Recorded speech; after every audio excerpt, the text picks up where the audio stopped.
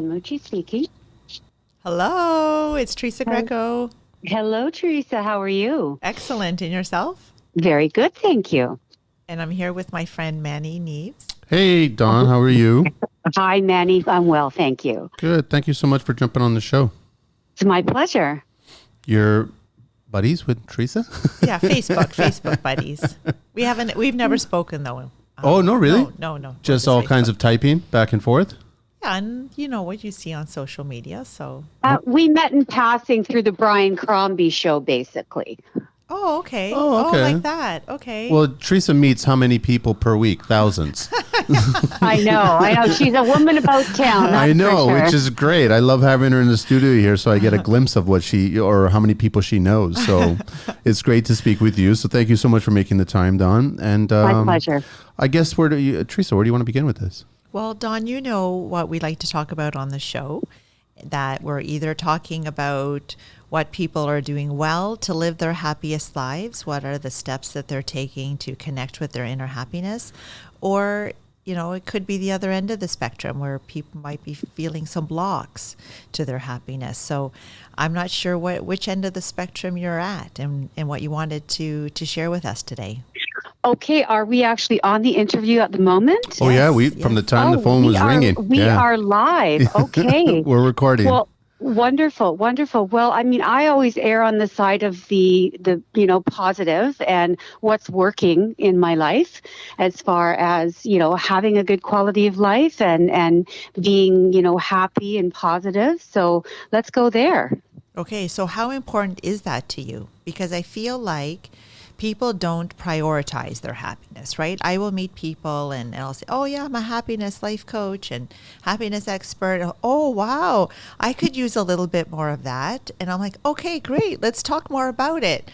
Well, now is not a good time. And I'm like, okay, well, being happy means that you prioritize your happiness, meaning that you take active steps every single day to connect with your happiness. So how do you feel about that? Well, absolutely. Happiness is a choice. Like anything in life, we have choices. And so it has to be a choice that you want to pursue or not. I mean, a lot of people that are, on a regular arc of complaining or being unhappy with their situation or their life, I find are in that situation. Oh, are you okay? You can hear me on the phone. Sorry, I thought I was muted. I guess I wasn't. Sorry, Don. It's okay. Sorry about that, Don. Well, my No mic is still worries. live. That's why. No, that's okay. I thought you were joking there. No, she's good. No need to call. No. All right. So my feeling on that is you have to make an active effort to be happy in life.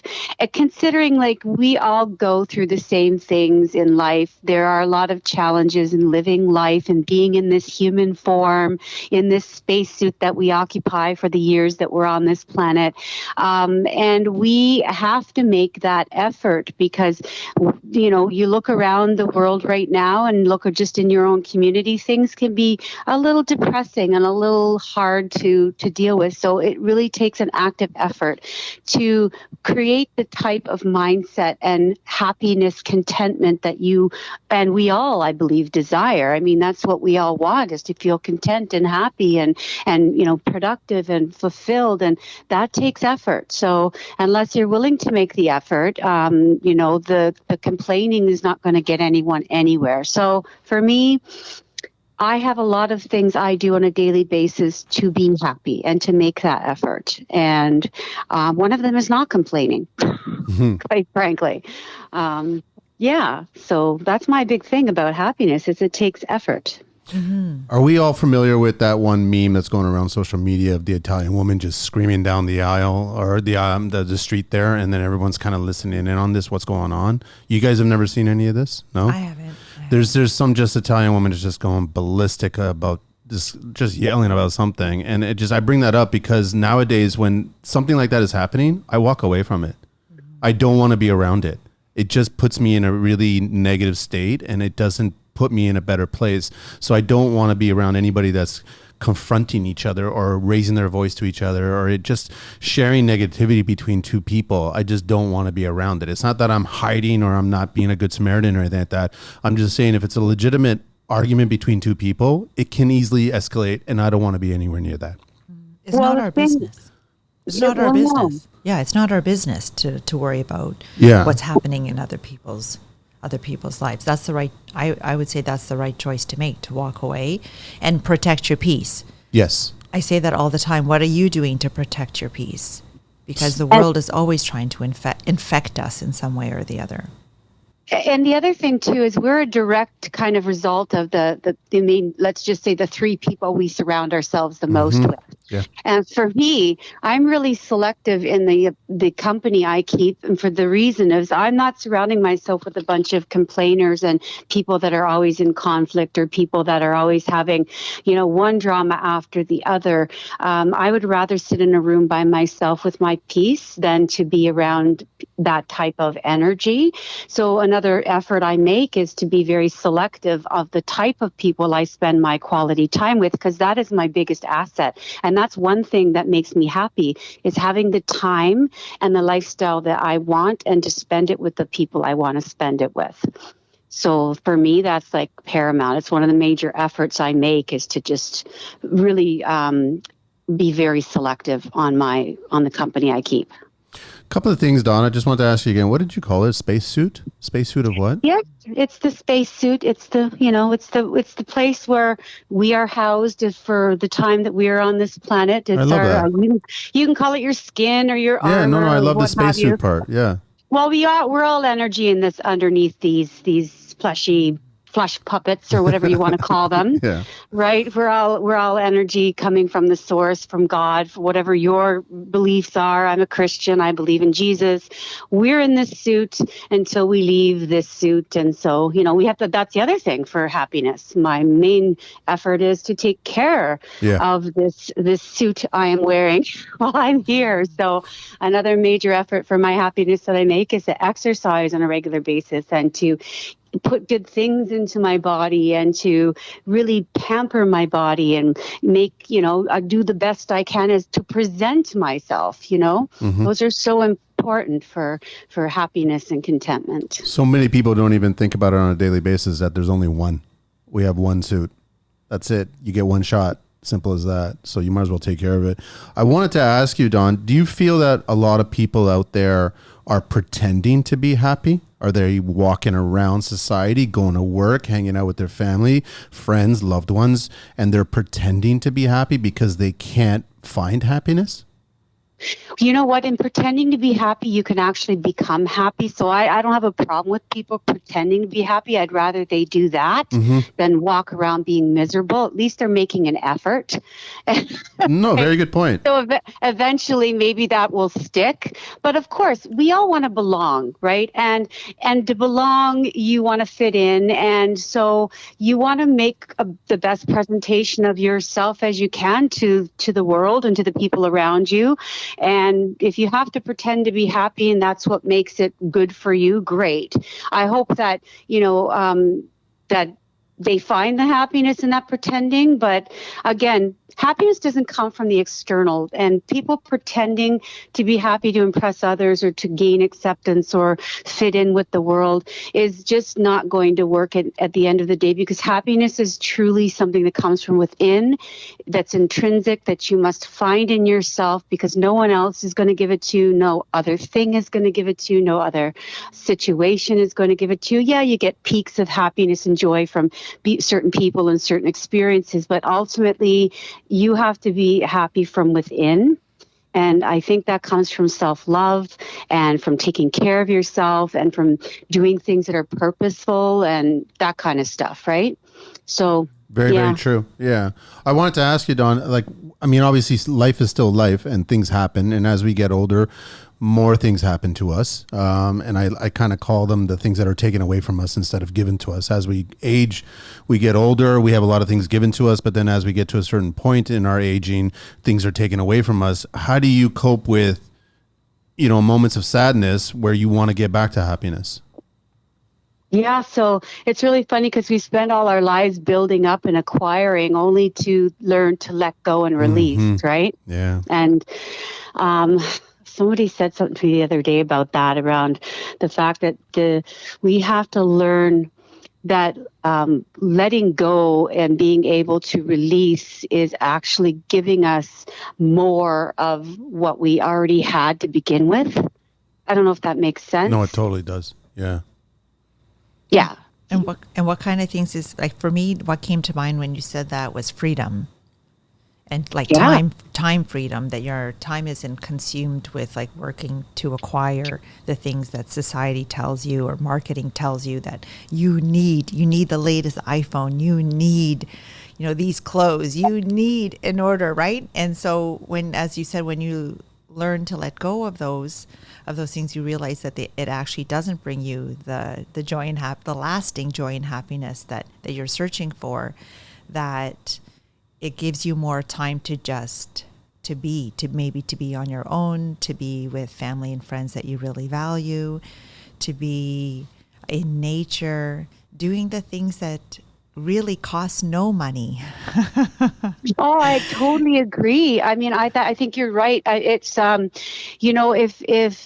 if those things are momentarily and pleasures, and they're great and everything, and we do deserve to be blessed and have nice things and nice experiences and people, and appreciate those things for what they are. But if we base our contentment and happiness and meaning on this planet on those types of things, when they're taken away from us, that's when we're more vulnerable to go into those states of depression and fear and anxiety and things of that nature. And it's learning to just be content with not having those things. I mean, at the end of the day, when we're older and we're alone and we've done everything and had everything and given everything away and lost everything, there's got to be still something there, right? Mm-hmm. There has to be meaning, and there has to be connection. And so, yeah, we have to work on those things. I mean, society keeps on teaching all of us to acquire things is what makes you happy. That's just clever marketing at that point. But me being in my 50s, I enjoy when I have to purchase something. If I do have to purchase something, it's a functional thing that I'm purchasing. So when I was younger, obviously you're in your 20s and you want to get the latest and greatest Nike shoes, and you want to compete with your friends in posts or even high school. These days, I want a pair of shoes that are going to last a certain amount of time for the purpose behind that shoe. I don't care about what the brand is associated with that shoe. I want the functionality behind that shoe. And then once I've used it for the purpose of it, then I discard it and then I buy something else. That's how I look at things these days when I'm purchasing things. Yeah. Well, it takes a lot of people to learn the lessons of materialism. I mean, if we're relying on the things we have and the looks we have and the popularity we have and all the things we have to define us as who we are or our identity, we're going to be really let down when those things are not there anymore. Yeah. We're all going to lose. We could all lose our possessions tomorrow. We could lose our looks. We lose these things as we get closer to going over to the other place that we belong. And when we are relying on those things for our identity, of course, you're not going to be happy once they're taken away from you. And they will be eventually. For sure. And they can at any moment. Exactly. Mm-hmm. So, yeah. Like your health, for instance, like we walk around, a lot of people with blinders on, just not even realizing how blessed we are to just be able to have gotten up in the morning and still had our health. Yep. And had our ability to walk and see and taste and smell and breathe, and like just that in itself to be grateful for every day, and just be thankful that that is something we have, because that could be gone in a minute. And without your health, then life is completely different, right? Now, what in those moments of your life when things get chaotic, that I know for me, it seems to be almost like ebbs and flows, where there are times that I'm managing and then times when things start to get like overwhelming and stressed because I've taken on maybe too many responsibilities, or there are things outside of our control, like what my morning was like this morning. It didn't go the way I had planned, and nothing to do, right? You're interacting with other people and there's traffic, there's wait times. There's a lot of things, and I have realized that, I want to give myself more time when I need to get to an appointment. I have realized that that I start to feel anxious and nervous, and I get hot and flustered when I'm stuck in traffic and I'm going to be late, and I don't want to swerve and trying to get to where I have to go and maybe, be unsafe or get a traffic ticket or get hurt. Right. So I'm like, Yeah. I'm starting to really tune into those feelings, physiological, but also on emotionally too, and trying to take steps to ensure that I don't get to that point where I start to feel uncomfortable. Yeah. And so, and inevitably that's, we're going to have times like that. It's not always why we have time to go to the gym and we have time to eat healthy, and we don't always and hang out with our friends. We have moments when we can, but we don't always. So what do you do in those times when, you might be faced with more than just the everyday, let's say? Yeah, so I call that the great overwhelm. I had a therapist once, and I truly believe therapy is a great thing next to faith. But she said, "You are like a Ferrari race car, young lady." She said, "You just go round and round that track, just ahead of the crowd. You're like a leader in the pack, and you're that Ferrari. But the problem with you is you forget to take your pit stops and get your tires and your oil and your other mechanisms replenished, and what happens is you're gonna burn your car out." She said, "You need to take more pit stops." So I'm one of those highly overwhelmed people. I'm a type A. I can get overwhelmed really, really easily, and I do it to myself. And my biggest thing is to take more pit stops, takes more time to check in, take more time to do those pit stops, to just take a deep breath, center yourself, do some tapping, do some square breathing, whatever type of calming and getting in touch mechanisms that you've learned over the years for your own self-regulation.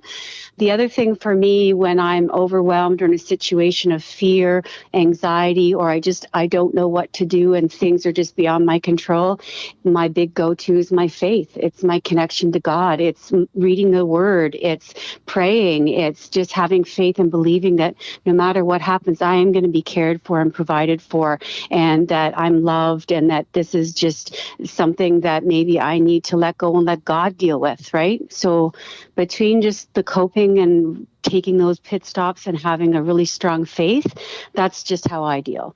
No, and that's excellent, because the truth is most people don't have coping skills. Those things are not taught in school, right? No. Life is happening, and then people are starting to freak out, and they're like pressure cookers, literally like the tiniest thing and someone's exploding, and you're like, oh my God. And then because of social media and all the tech and all of that fast-paced stuff, right? That the kids don't get taught how to regulate. No. And what are those, for me, because I'm in tune, right? I practice mindfulness.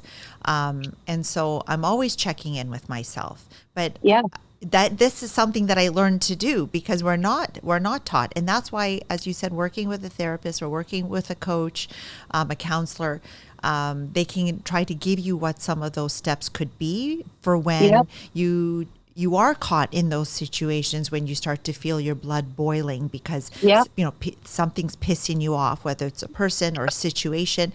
And so, our podcast here is called Building Joy, and it is about talking about happiness, but also tying it into the construction industry, right? And so if we think about what that workplace is like, it can get chaotic, it can get overwhelming, and you're dealing with on some job sites, there's a lot of different trades there, not always people that you know, and shit happens almost all the time.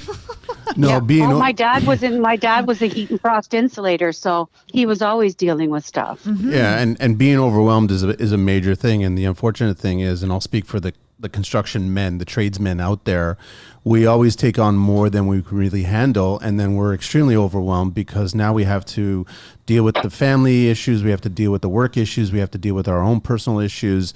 And I kind of started, me being in my 50s now, I started coming up with this whole Shawshank idea where I look at things that need to get done and I tackle it when I can get to it. And I'll do a little bit every single time. And I look at it like Andy Dufresne. He basically dug himself out of prison with a spoon. And it was as simple as that. He did a little bit every single day. He didn't just go in there and start thinking, I'm going to get this accomplished today. It doesn't happen that way. It takes several days, if not months, if not years. So if you just chip away at a little bit every so often, you'll eventually get the task completed. That's how I look at it. And it actually puts you in a good state by working at it and knowing that it's in the back of your head now that you can actually make another day of it and look at it, go, you know what, I'll tackle more of it next day, tomorrow, next week. And then you get it all done eventually instead of it just being sitting around, not getting done at all.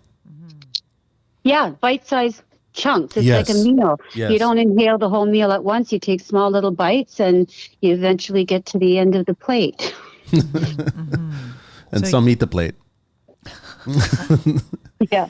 And so knowing what those coping skills are for you, and it can be different for everybody, right? What works for you. But I think that breathing is a quick and simple thing that we can do in any moment, right? Whether it's like, you know what, I need to walk away from this situation and you need to go outside or in your car, in the bathroom stall. Those are all things that I've had to do where I'm like, I need to step away because I just need to get grounded and centered because I feel like I'm getting out of control. You know, my voice is raising or, you know, it is your blood pressure is going up. You're feeling all hot and sweaty and itchy and whatever. Like there's a whole bunch of physiological things you start to feel when you know you need to step away.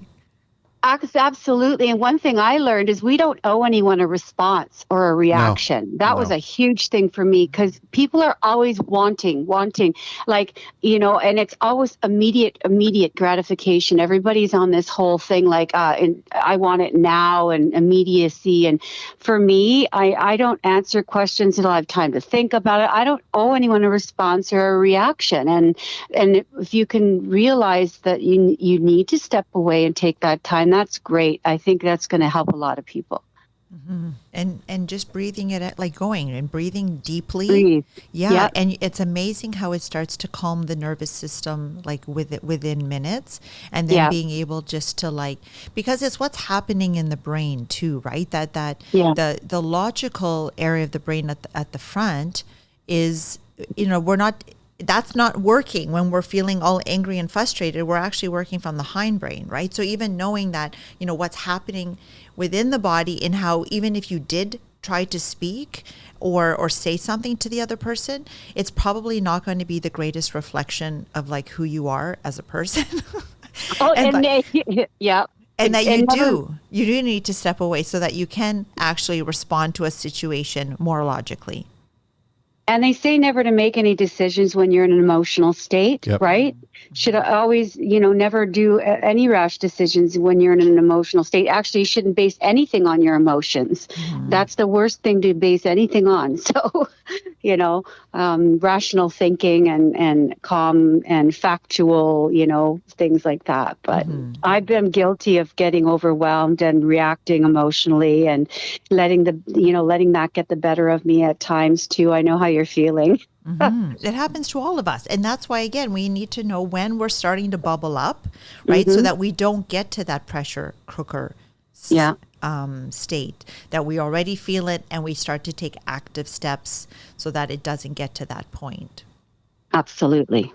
Thanks so much, Dawn, for jumping on the call and being a part of the show and sharing so much. Really valuable insight. Yeah, I really enjoyed speaking with the two of you, and thank you for inviting me. Thank you. Thank you so much for being on the show. Enjoy the rest of your day there. Likewise. Okay. Take care. You too. Bye-bye.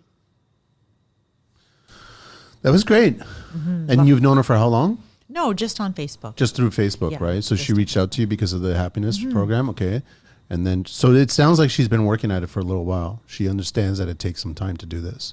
And I think as we get older, we start to realize that we need to start prioritizing ourselves, right? And not just letting the world happen to us so that life is not happening to us, that we're doing life like intentionally. It's us in our life creating it moment by moment the way we want it to be. It's like a movie theater. Like she's still on.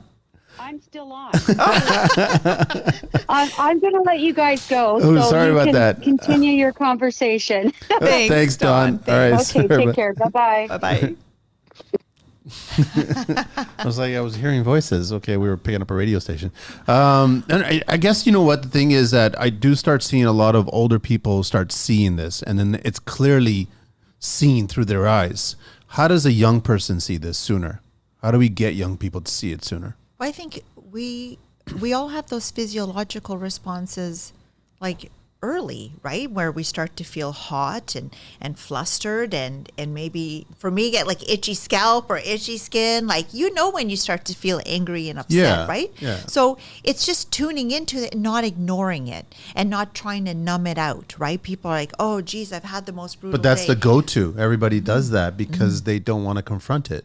And learning healthy ways to be able to like bring your nervous system down. So at the end of the day, you're not reaching for the alcohol. You're not reaching for the marijuana to be able to like calm you down. You're going to the gym. You're going for a walk. You're maybe like meditating or praying or just being by yourself, like having a coffee, looking out the window, like whatever is like, what are those peaceful activities that, you know, when you do them, start to calm you down. What if you train your dog to get the alcohol and bring it to you instead of you reaching for the alcohol? No, that doesn't work. Alcohol. Those are not healthy responses. We want to try to think of healthy things. But then even self-reflection is so important that then when you are now at the end of the day, just think about what were maybe those people or situations during the day that had you escalated. How could you have handled it better? No, how If could you it- almost or handle it for sure, but how could you maybe remove them, right? So, you know, when that guy came in and he started like saying this and that you noticed that he started to make I you just upset. walk away. I don't care if I'm rude. I just walk away. I don't say goodbye. I don't acknowledge it. I don't shake a hand. I don't fist pump. I just walk away. Where did Manny go? He's Batman. He just disappeared. Simple as that. I don't want to be. I've told friends, you know, probably as recent as maybe 5 years, I've told people, I don't want to be around that person. That person's negative. And whenever I see them, they're constantly talking about negative things that are going on in the world, in their world, in this neighborhood. And I'm like, I don't want to be around that. If that person wants to speak more positively, then I'll stick around. But you know, I give you one, I give you two, I give you 3 times or whatever, and you're constantly that same kind of state. That's who you are as a person. I don't want to be around it. I just walk away. I listened to something this week where there's an actual website which I haven't looked at, and it's like something about notcomplaining.com, something like that. But it apparently you can get a bracelet that you wear, and every time you complain, you need to shift the bracelet from like one wrist to the other, and it's supposed to give you better awareness of how much you're complaining. So when we're always looking to what's going wrong and the lack in our life, it's only inviting more of what's going wrong and more lack, instead of when we focus on what's going well and all the good things that are happening and all the things that we do have, it starts to redirect your energy more to that, and then it invites more of that, and then all of a sudden you notice that there's so much more flow and ease in your life, and you're like, wow, that makes you almost like more want to focus on what's positive, because you realize that it's just increasing all the good things in your life. So that's like how gratitude works, that when we're constantly focused on like all the good things that we have to be grateful for all the time, that it redirects our attention. So the idea with the bracelet is that it allows us to focus on how negative we are. Yeah. And that statistically we are 80%, we have a negativity bias. So our instinct is to be more negative. So it's important for us to become aware. No, I hate drama. No. But in in general, society, we want the drama. Well, that's what's all we on want TV. a rubberneck. We want to make sure that we can see a glimpse of that accident. We want to be able to overhear that conversation of some dramatic event going on between a couple, between a family, between whatever. I'm like, I don't want any of that crap. I'm walking away from it. As simple as that. It's just how, you know what I think it does is if you do that, then you're a constant And it's great that Dawn brought that up. It's like a lot of people didn't wake up this morning. And so you should be grateful that you did wake up this morning and you actually got a chance to smell the roses, so to speak. And a lot of people didn't. So you should be grateful on that point. What it does is it turns around, and when you do meet somebody from your circle of friends and you're talking to them and they tell you something positive that's going on in their life, you're genuinely interested in their well-being, that they're happy at that moment. Instead of you staying in a negative state, you're going to be envious, and then you're going to be bitter, and you might respond in a negative way towards something that's going great for them, which shouldn't be the case. No. You should be encouraging that their life is going so well and let that rub off on you, so then your life can go so well too. Yeah, but it's difficult when people are in the muck. It can be difficult. We want to attract it. But if we're only being exposed to the negative, then we lose sight that there are good things still happening on the planet, that there are people that are doing the right thing. There are people that are living their happiest life. Statistically, we know that half of people are not happy. It's that much, huh? Yeah. By the age of 40, 50% of the population either have or have had mental illness.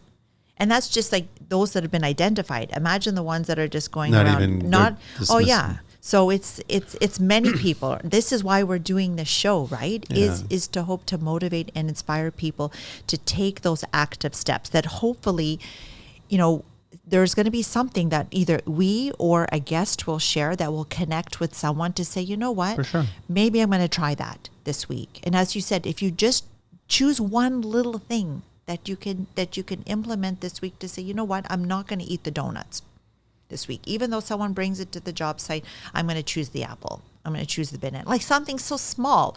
Or I'm not going to do a triple. I'm going to do a double instead. Like, so that you're working, inching away towards, having your body be healthier. And when our body's healthier, our mind is healthier, our emotions are healthier. Like it's all connected. I think that's part of the reason why the younger people don't see it the same way that older people do, because when you get older, the health part of it is front and center for most of the time. You're very critical about what's going on with your body, and there is such a strong cause and effect to what you do. If you smoke, if you drink, if you eat in excess and you're eating too much sugar, your body feels it. But as a young person, you're almost indestructible, so you can just pop in whatever you want to eat and you won't really notice the difference. Yeah. But there is damage going on there, and you could be a lot healthier, a lot happier. But I agree. You ready to call the next person? Yes. Who's the next person? Josee? Isn't there a song? Josee? I don't know if she pronounces it Josee. Oh, Josee? Hi, it's Teresa Greco. How are you? Excellent. And yourself? I'm good, thank you. Now, do you pronounce your name Josee or Josee? Josee. Josee. Excellent. Well, I'm here with Manny. Hello, Josee. Hi, Manny. How are you? Good? I'm good. I'm good on this lovely summer. We're having a really nice summer in Canada. Yeah. Yes, it is. Well, it's starting to be a little bit better, but yes, absolutely. There's no snow. Day. If there's no snow, it's a nice summer. That's how I look at it. Thank you so much for jumping on the call and jumping on the show with us. Not a problem. My pleasure. Thank you for inviting me. So, Josee, I gave you an idea of, what we like to talk about on the show. So I'm wondering if you are on the happiness side, or are you on the perhaps experiencing some blocks to your happiness? Well, to be honest, it's a little bit of both. Okay. It's not blocks. That's the truth. Right? It's always it's like reality. That. Yeah. I'm in a stage of my life then, an empty nester now. I raised 3 beautiful girls, was a dance mom for 22 years. I paid the first year's anniversary, all that good stuff. I'm 63 years old, young. 63 years young, yes. Yeah, I'm not feeling old. I'm still working full time. But I got to tell you something. Positivity has been my middle name for years, okay? It's in my vibes. It's in my energy. But I cannot stop thinking, reflecting on my future now. It's been quite in my mind a bit. Nevertheless, I'm super happy. I'm super satisfied of what I accomplished and all that. But being, I compare myself a little bit like a eagle. I'm strong. I'm fearless. I got wisdom. I'm a hunter. I've been in sales over 35 years. And I look at my life now and I'm thinking, I'm flying around and thinking, try to look at the big picture and see where I can pinpoint my next step, thinking retirement in this day and age, it's almost out of reach. Being a single parent all those years, paying for everything, everybody have some sort of investment or something. But as a single parent for 25 years, you touch those investment quite a bit. And then you wake up one day and you say, whoa, what am I going to do now? Well, I'm going to keep working, which is I'm okay with that. But I'm pretty much at the stage of my landscape of what is going to be my next 10 years, and I think the challenge is basically based for me anyway. And I'm sure people can relate to that when, I'm in the tail of the baby boomer. And my go-to place has been to manifest, being grateful for what I have and stop thinking about what I want, which I do think about that every day, but being grateful, change my language in my head. It's not, I can do that, is I must do this, or, that sort of thing. So that's where I'm at. I mean, self-awareness, reframe my negative, reframe my brain kind of thing, gratitude practice, eliminate people in your life who make you miserable or question yourself or any of that. I mean, I'm doing a big cleanup. So that's pretty much where I'm at right now, and try to move forwards and even looking at a different career at this point, believe it or not. You know what, Josee, I was actually going to say the one word that I don't use these days and I haven't used for a while is retirement. I understand the clear definition of what the word means. And I understand that, especially here in Canada, the prospects of retirement, and for all of us that are getting older, because I'm in my 50s, I actually started changing that word from retirement to legacy, because at any point in your life, you can change what your state is all about. And then it doesn't matter. You don't have to be a young person that becomes income earning. You could be an older person and become income earning, and you can come up with new ideas in your life. You can shift your life, and then you can create this legacy that leaves behind that you don't have to worry about. Do I have enough for retirement versus can I enjoy doing what I'm doing and make some money from it and live like that? That's how I look at things. Yeah, thank you for that. I appreciate that, because this is part of changing languages again, right? Yeah. I have to change that legacy. I like that way better than, I don't look at myself like I want to keep working until I cannot work. And I got this great job right now. Then it allowed me to go remotely in the winter, to go like Dominican for 6 months, and I'm remotely work. I did quit my big corporate job 3 years ago when I turned 60, and I decided I don't want this anymore. I will get something else, and I'm going to go where I want to be, which I did that. And now, 3 years later, I'm even thinking again, okay, Josee, where are you at? My last daughter, I had children very late. My youngest is 21, so I had her at 43. Okay, so, and then she's all taken care of. She's got her first year university pay. She's on her second year now. She's doing wonderful. Now it's Josee now. And I'm feeling like, you know what? I'm not done yet. I'm really not. Like I want to even entertain something else. Then I can even maximize my happiness and, keep going, keep your brain going. Absolutely. Did you stand taller when you quit the corporate job? Did you feel a weight come off your shoulders? Oh my God, you have no idea. You have no idea. When you have 200 people under you, and my job is to train everybody, and this and that, and working with a generation, then it's not like I was been raised and my father worked and I worked. Like, it's just a different, they think differently. They want everything without making the effort.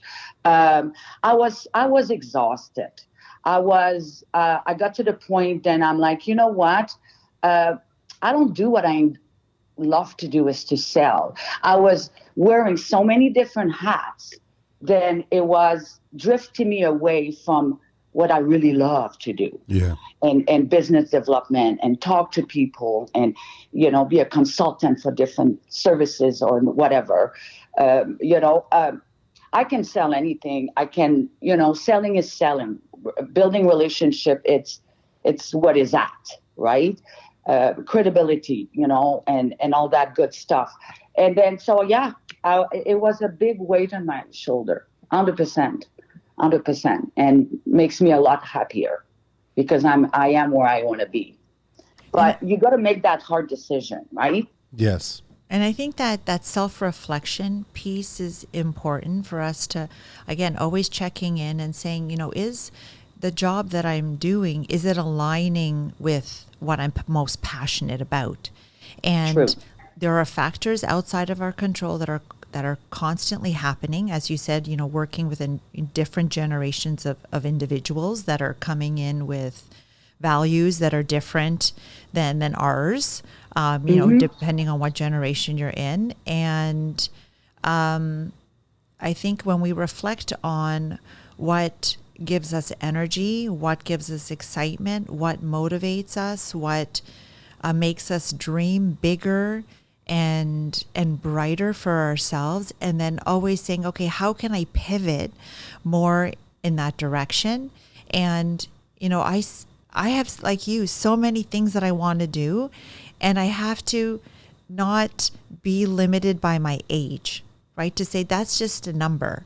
But I have this that I want to do, and this and this and this. I have so many things. I say that I suffer from the plight of the multi-passionate because I am passionate about so many different things, and I feel like there just isn't enough time in the day for all the things that I want to do. And I feel like when you get older and you're on the other side, you realize how precious life is, how precious time is, and you just don't want to waste it with people and in spaces that aren't serving you the way that you want them to. Oh my God, you cannot say it better. You cannot say it better. I'm a grandparent of 4 now, and 4 little kids, and and it's just incredible to be with those little guys, and it makes you understand, like, oh my God, did I do this? Did I have 5 kids? I raised 5 children, but I had 3 girls on my own, right? So, but it's just like, it is precious, and I don't feel my age, Teresa, and I don't think I would never. And when I say, and I'm glad you brought it up to change my language of legacy versus retirement, because I don't think I would never retire. It's not on my cards. I enjoy making money, number one, and, doing what I want to do. And it is so much more to do, and eliminate what is toxic in your life, and not settling down in a relationship because you don't want to be alone. I'm at the stage now, then I'm okay by myself, right? It's nice to share, but I mean, it's even with your friends, right? The people that you meet every day. I think it's so important to don't waste any time. And social connection is important, but it's the quality of that social connection, right? So as you said, removing those people that are toxic and not serving you, that I would rather be by myself than being around people that aren't valuing me or my presence or my insight or anything. So and I think we start to realize that too, that it's okay to be alone. Absolutely, but it's hard. It's difficult because, I mean, as much as you have a very large social life, like I do, I got so many group of friends. I got friends at 40 something. I got friends in 50s. I got friends in the 60s. I even had friends in the 70s. And I'm grateful for that because I can, enjoy the different generation and what's important to them and learn Yep. about it and maybe swap myself a little bit to, because, oh, that's a good idea. Or, you know what? Oh, that's so smart. I never thought of that. You know what I mean? Because I have different group, but it does get lonely. You just have to learn how to keep yourself busy and to be grateful for, the life you have. And at least I'm happy. I don't have to respond to stupidities or being in a toxic relationship, which I've been, a couple times. Right? That loneliness could easily be solved if you just start going left or right. You just start changing the way you normally do things, and you'll discover new things that you could possibly do. And even you might even meet new people that will influence you, right? I was curious, Josee. Did your kids start to notice a difference with you when you started making this shift where you started to focus on yourself? Did they see? Oh my God, yeah. Well, I'm very close to my 3 daughters, right? Okay. So except the one in university, she doesn't have a house yet. But my daughter done really well. So they have houses 10 minutes from here, right? Nice. So I go visit the kids all the time. I'm very close. Yes, they notice my shift, but they do worry about me. Not worry in the sense that I'm not capable, but they just, I think, and I have to rephrase them all the time. You know what? I'm like a cat. Like I'm always fall back on my feet. I did go through a really bad time in my life then, and then I got a life coach and I talked to people and then I got myself back, making my journal, meditation, affirmation of myself and all that. It's work. It takes work. And everybody should realize then, things are not coming to you without the work, right? And it takes time and they do see a difference in me. Then I'm happier. Then I'm, confidence has never been an issue for me, but, self-confidence. But to feel like everything's going to be okay. And everything's going to always be okay. And I'm happy in my skin. And I don't feel to responding to anybody. I can say no to you in a nice way without feeling obligated to do something, right? So all those little things, right?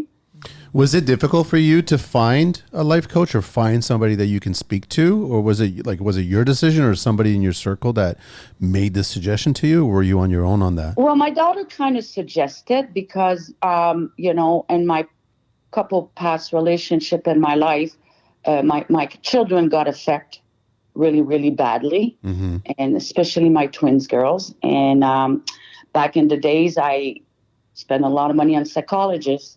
And my last one, I kind of detect a little bit of a people pleaser in her and getting bullied and all that stuff. So I turned around and put it in front of another psychologist, and she was in it for 4 years. That's not a quick fix.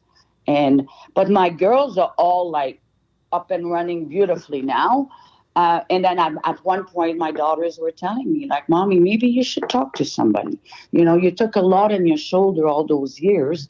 Maybe it's time for you to, bloom bigger, found yourself, forgive yourself for this, forgive yourself. Like, you know what I mean? Yep. Because when things happen to your children, you feel responsible. You feel that guilt. And doesn't matter. And for so many years, I couldn't even think about feeling guilty because I had to keep going, right? And you get to a point of your life, then now, okay, they're all good now. So maybe it's time for me to do me good, right? So, yeah, it was somebody that I knew and then I'm talking with, and she's been wonderful. Okay. And she put me back in the right direction. And I think, quite honestly, everybody should get a life coach. Yeah. I agree. I think a psychologist or somebody, because you need somebody from the outside to understand. It's fresh eyes. Yeah. To navigate your issues, because, it's within, like, it's like having a big backpack on your, big backpack on your back, and you have all those heavy rock. And then you're carrying those all your life because this happened and that happened.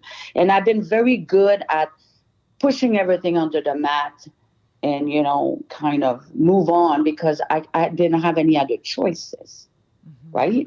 You're a single mom, you have kids in university, you have kids in dance, you have activities, you have no time to pity yourself and to, you just think about them. But then when they all gone, that, it kind of all came back to me. So I had to get rid of those heavy rocks and, one by one, and that's painful, but it has to be done. And I think a lot of us are not focusing enough on ourselves, especially when you're a mom, right? 100%. You always put everything else ahead of you. Pardon me? You always put everything else ahead of you.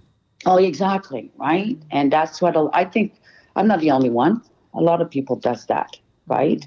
And they just are they people pleaser, or they don't think about themselves, right? So I think it's just a matter of working on yourself and be able to navigate through those issues. Teresa brought up a good point earlier in the call, just talking about at some point in your life, there's going to be a list of things that you will not be able to accomplish. You'll just have to confront yourself and just go, you know what? I'll never be able to get to that, whatever it is on the list, right? How are you handling that? Because I'm dealing with that too, right? There's a lot of things that I'm starting to think, okay, well, I'll probably never get to that. And I'm just curious on how you would handle that. Well, you know what? I think you have to find yourself within your happiness and what you're capable to accomplish. I mean, to me, I'm a salesperson. I mean, uncapped commissions, like it's just like the world is, I can go after anybody and be successful. But in terms of personal things, personal life, certain things, I mean, I'm not quite at that stage that I cannot do things. But, I just try to being positive in any shape or form, but I don't really have a list, to be honest. So maybe that was something that maybe I should be doing.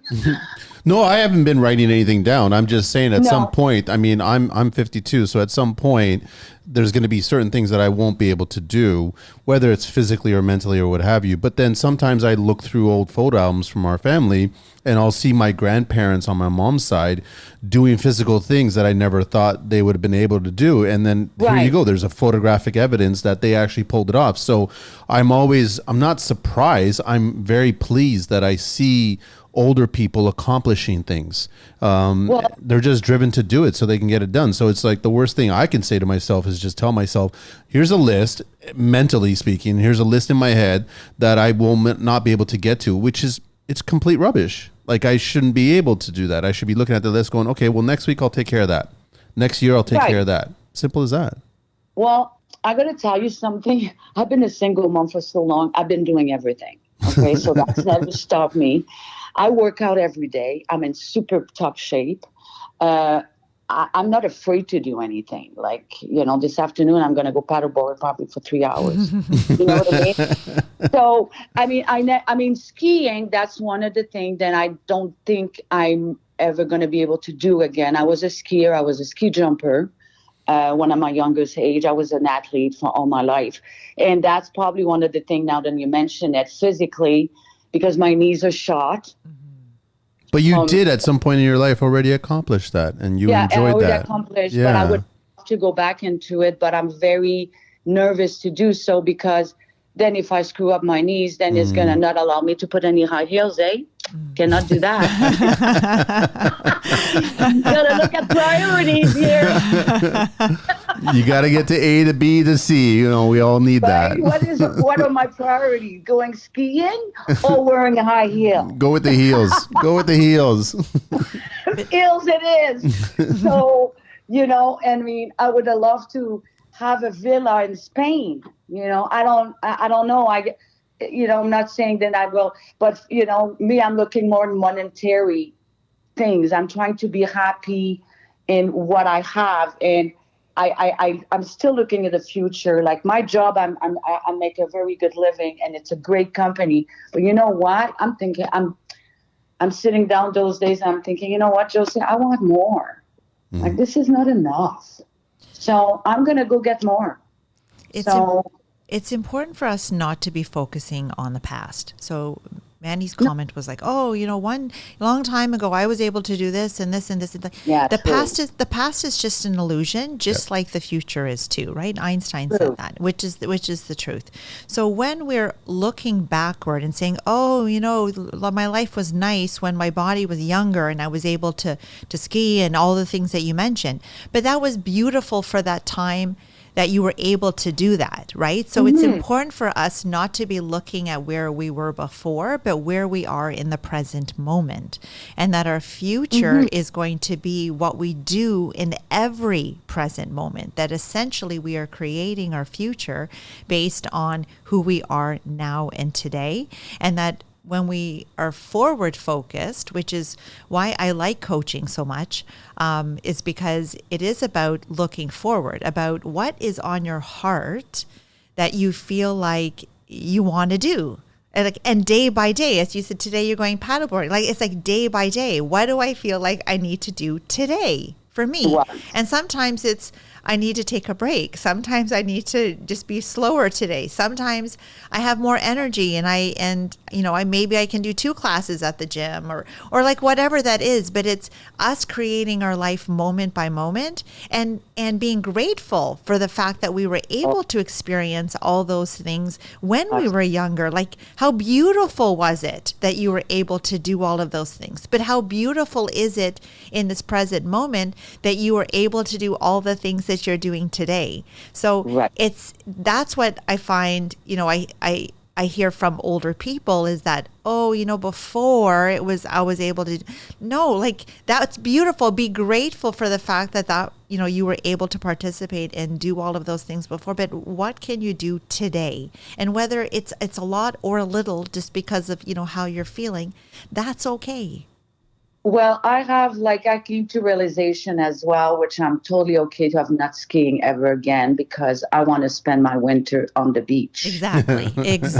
And your So life I would now. rather walk on the beach Yeah.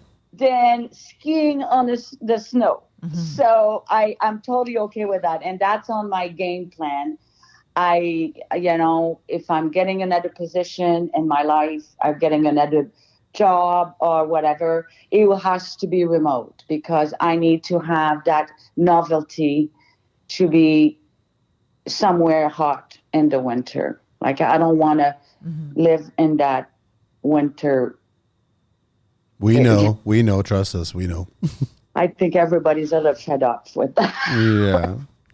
And I think it's also so beautiful for us to be excited about like what each decade of our life is going to bring us, because it's different, right? That when we're in childbearing years and we're having our kids and they're young and we're bringing them to activities and then they get older and then we're like in a next stage. And I also think that that's fascinating to say, wow, that while you're in it, it's hard to appreciate it. But now that, we're on the second half again, you can look back and say, okay, my 20s were so much like this. My 30s were so much like that. Like, and now you're like, okay, what do I want? Like my 50s, 60s, or 70s to be like? And really, being imaginative and creative about what you want your life to be. Like now for you, moment by moment, day by day. It is super exciting to be able to think of like each day about what do you want it to be like. Absolutely. I totally agree with you on that. Like, I'm trying to live day by day. And of course, you got to think about the future a little bit. But the stage of my life now, it's wonderful because it's all about me now. So, So go enjoy it. Yeah. and, go enjoy it. Right?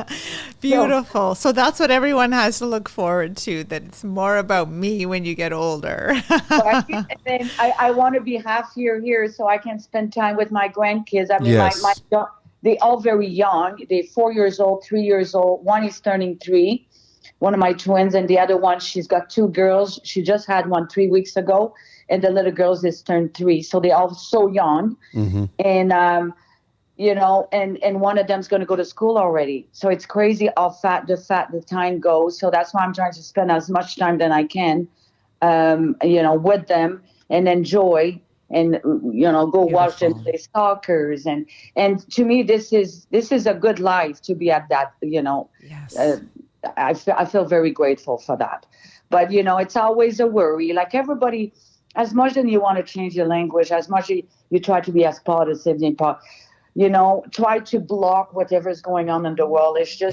It's so difficult to stay focused. I'm doing my very best through journaling and meditation and listening to podcasts, or try to just kind of keep going at it, and try to have no negativity gets into your body, which is, it's work. Cannot lie. Thank you. And that's why we're doing the show is, we hope that this podcast will be exactly that, something that people can listen to and to realign, right? That, as you said, the world gets its claws into us, and it can be difficult to stay in alignment with our goals and aspirations for ourselves. And that's why, listening that's on in my happiness toolkit is listening to those uplifting songs, those podcasts, those Exactly. audiobooks that I was like, stuck in traffic on my way here today. And it was like, okay, what book am I going to put on to listen to? The So music, that, the audio, the books, uh-huh. it's so much, it's so much available to you these days and age. Like it's so much. Yes. It's no reason not to use all that technology, which I love this era for that, because everything like AI is just amazing.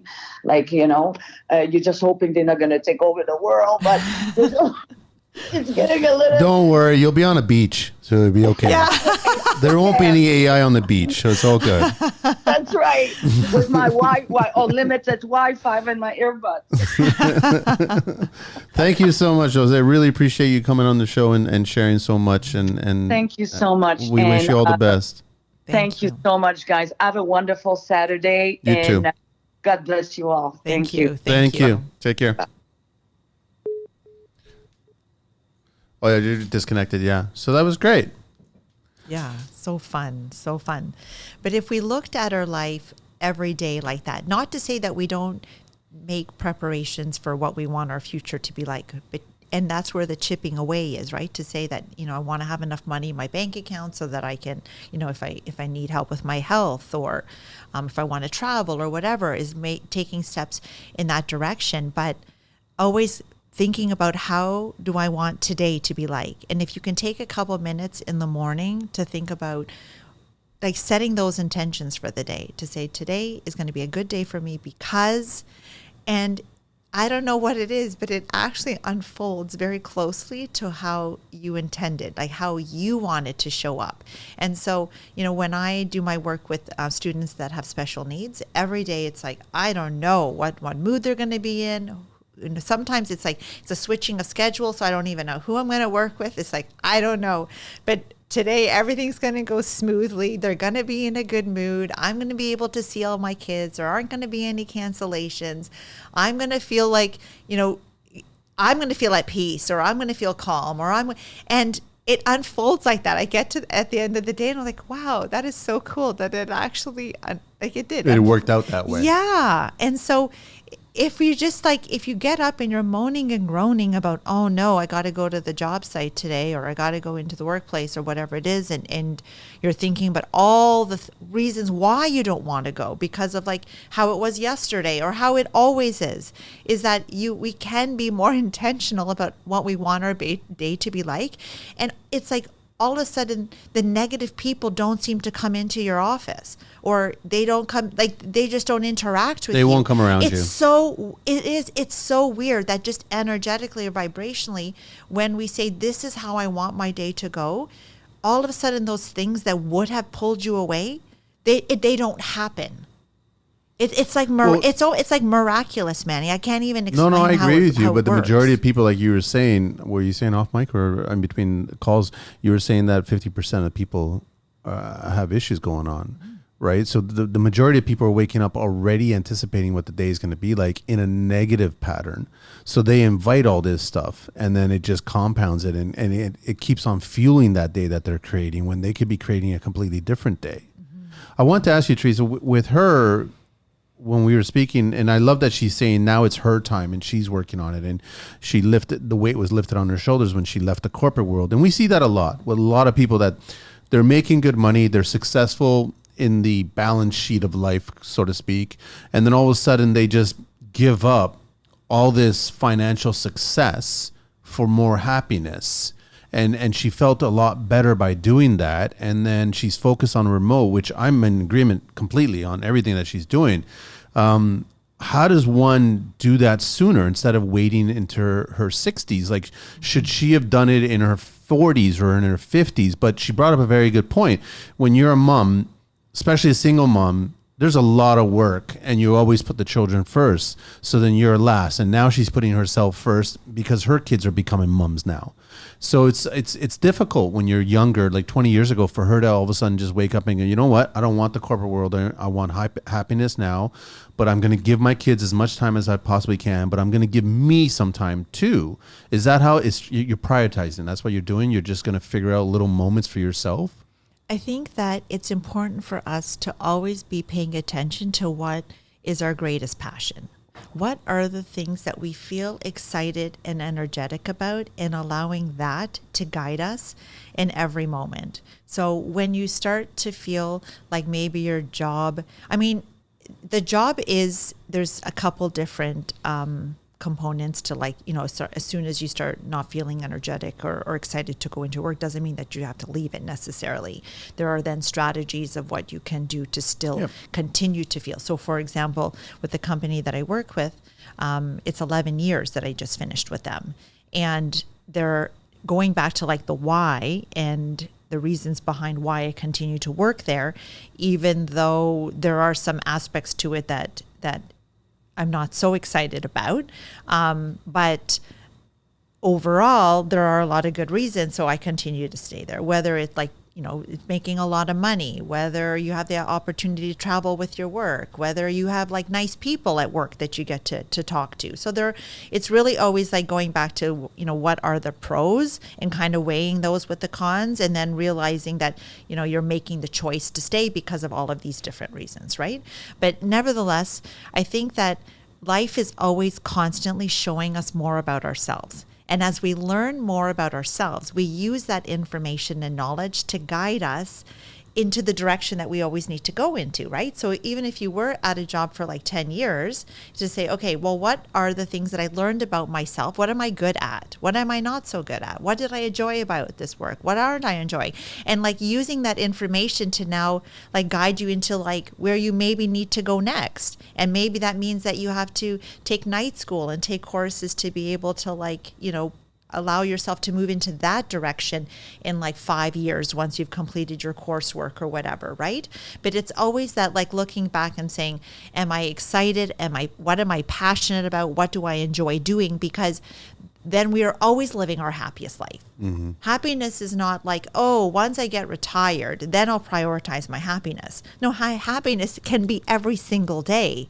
And it's not, and even though, yes, it's work, but what that means is that I want to clarify this, that work is not that now you have to schedule in time. Sometimes you do, depending on how busy you are, to connect with your happiness. Happiness is always inside of you to feel. You can feel it at any moment, even within those small moments of you being like, even maybe you're driving from, one place of business to the next one, or you're going to see a customer or whatever you're doing, is that you have 30 minutes to yourself. And often I won't turn the radio on. I will just be in silence because I went from one meeting where we had so much talking, and now I'm going to go to another place where again there's so much talking, so much tech, whatever, and I'm like, I just need like silence now to just like go around and regroup before I go into the next meeting. And so it's being able to like tapping into your happiness every single day. And knowing that life is always showing you more about yourself so that it informs you into the next direction that you need to take. So I don't think that we need to wait till we're like, retirement age to prioritize ourselves. We don't.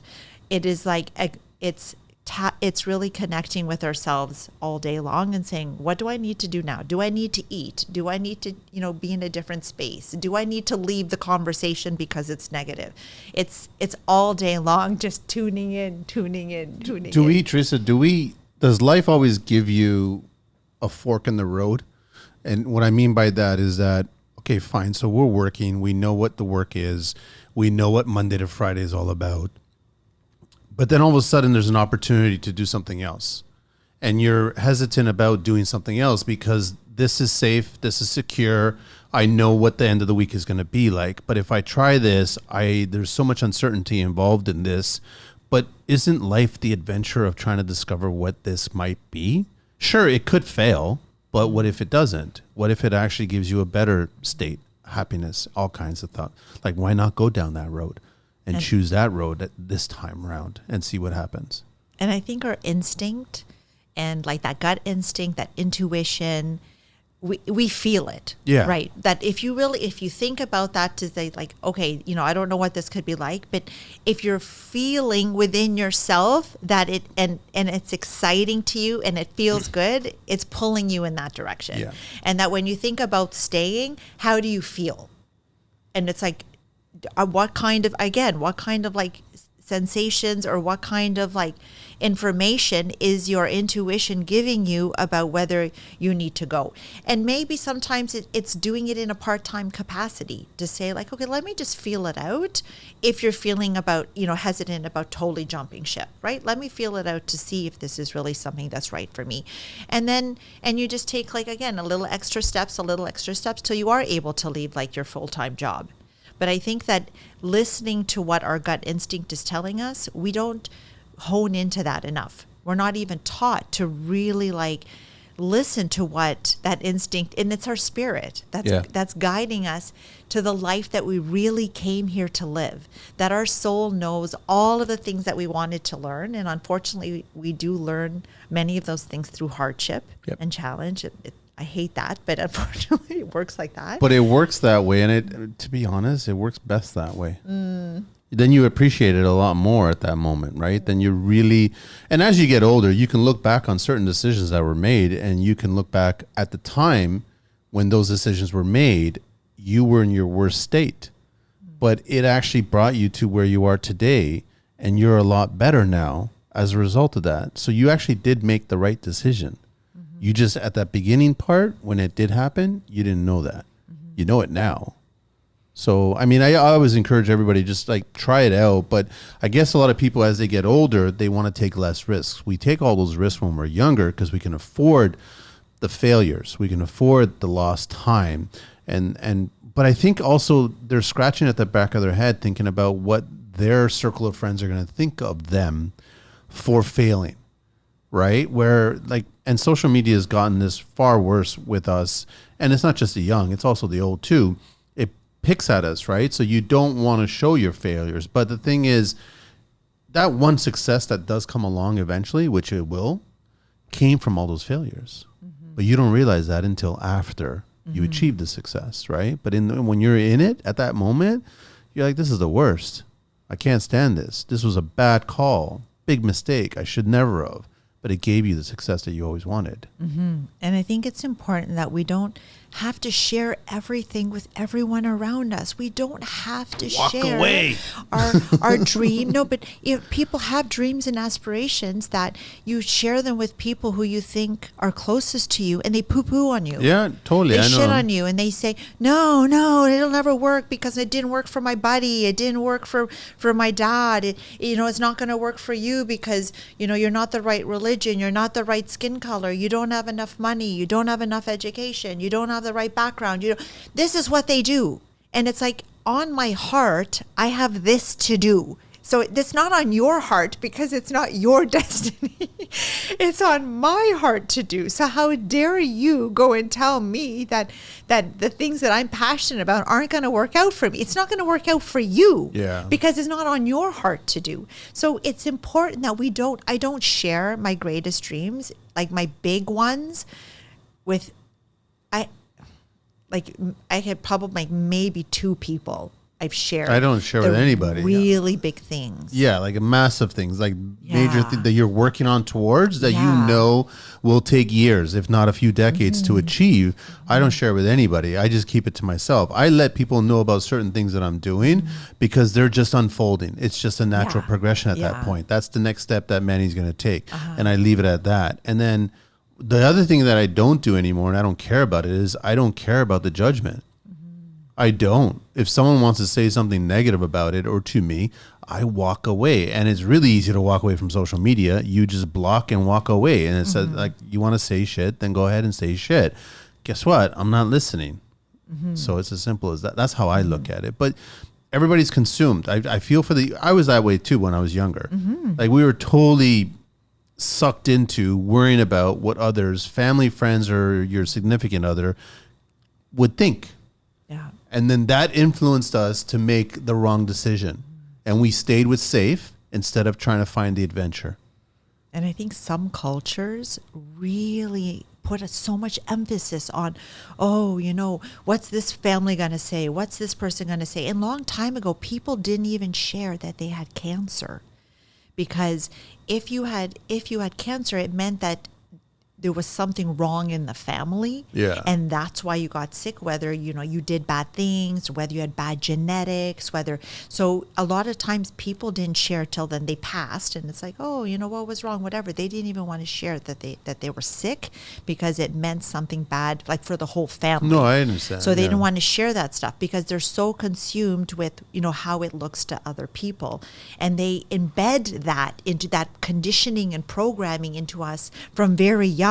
That, you need to look nice because, like the so-and-so. And then you get the compliments from the family. Oh, you look so cute. You look so...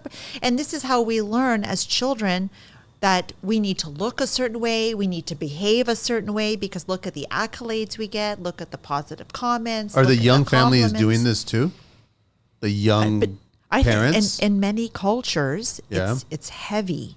It's heavy. And so I agree with you. I think when we get older, that is one of the things we realize that other people's, this is like a big one that I'm being reminded of a lot lately, is that other people's opinions are not my business. Not my business. They have no value. Not my business. And really what I'm doing is not your business, really, for you even to say you agree or don't disagree. Just right? turn the closed sign. That's it. Business is closed. It's none of your business. Leave it at that. We got to wrap this one up, Teresa. Do you want to share? I got to get you to share all your details again, so we have that, so everyone knows, so they can reach out to you. Thank you so much. So yeah, I really appreciated that Josee shared that, and even Dawn did too, right? That there are times in our life that it is important for us to try to speak to others and not just staying in our head or staying in our own silence. That's part of my own story, that I suffered in silence for a very long time, thinking no one will understand and people will judge me. And I didn't. And that wasn't healthy. I know now that it wasn't healthy.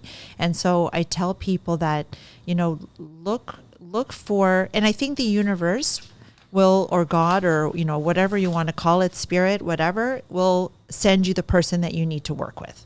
And whether it's a therapist or a counselor or a life coach, what I love about coaching is that it's so forward thinking, right? Yeah. It's not about going into the muck and all of the shit from the past. Not to say that you don't need to look at it, but you don't need to stay there for years reliving the past. It's about, okay, this is what happened in my past, and this is what I'm going to do with the knowledge and information and gifts that I can realize about what happened from the past to be able to propel me forward. So if people want to connect with me, you can do that by checking out my website at TeresaGreco.ca. You can also connect with me on social media as well. It's TeresaGreco_StepstoHappiness. I'm on Facebook as well, Teresa Greco, or Steps to Happiness with Teresa LinkedIn, Greco. Twitter, everything. TikTok, all of them. Under all Steps of Happiness or Teresa Greco. Teresa Greco _Steps to Happiness. Yeah. And then reach out to us, either one of us, if you want to be on a show, on a future show when we're doing Building Joy, and then we want to talk to you. So I always have a blast talking to these complete strangers, in my opinion. I just met them. Me too. and they're sharing so much, but I there is a common thread. between all these conversations that we've had on the show, that you can see it. And I'm grateful for them sharing so much and letting us into their lives a little bit and knowing about them and see where they are right now. And it's not that people are perfect, that's far from it, but they're solving what they can. And then they're becoming happier as a result of it. Yes. Simple as that. So thank you, Teresa. Thank you, Manny. Appreciate it. Thank you. That's it, Angelina. We're out of here.